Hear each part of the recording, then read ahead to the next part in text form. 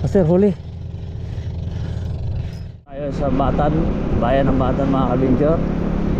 So yun mga kabinjor, time check tayo, umalis tayo doon 4:30. So yun, tamang tama ang hula natin, mga 6 talaga. 5:47 na ngayon ng umaga. So ang estimated ko mga 6 po darating sa spot. Actually hindi, malapit na tayo sa labasan pa ng spot nito. Kaya yun, ang hula natin ay malapit din. So dito tayo ngayon sa bayan. Wala ibang dadaanan ko dito, itong bayan muna bago tayo makarating sa ating destinasyon, sa fishing spot natin mga kadventure. So yun lang, stay tuned lang mga kadventure, and we'll be right back. Cape TV Adventure signing on mga kadventure. Alright, let's go fishing.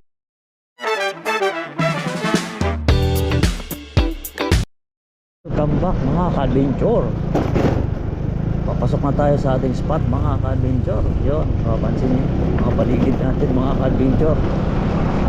So at tabayanan nyo na lang mga ka-adventure, dahil KFTV Adventure will signing on after mga 1 month. Hindi tayo nakakapag-fishing. Papahinga tayo dahil mayroon tayong bisita.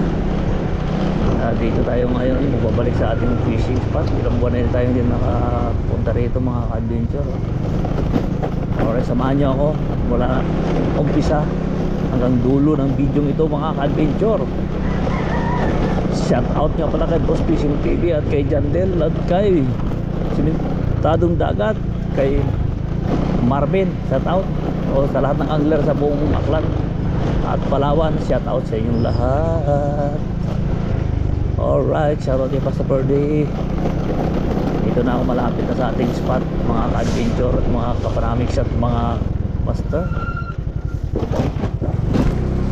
So tingnan natin kung anong mahuli natin ngayong araw na ito. Maganda ito, pata-patao.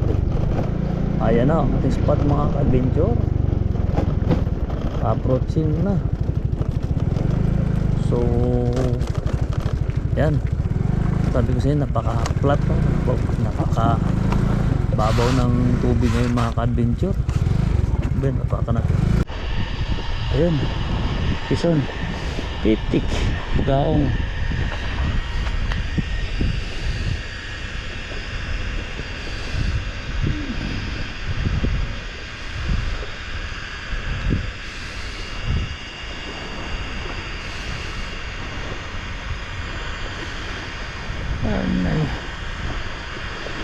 Amin na pagbugaong pa. Master, huli. Huli. Huli. Huli.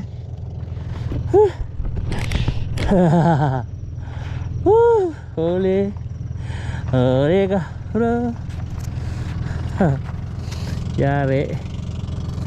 Yari mga master. Huli tayo. Yan. Malikot boy. Yan. Good size.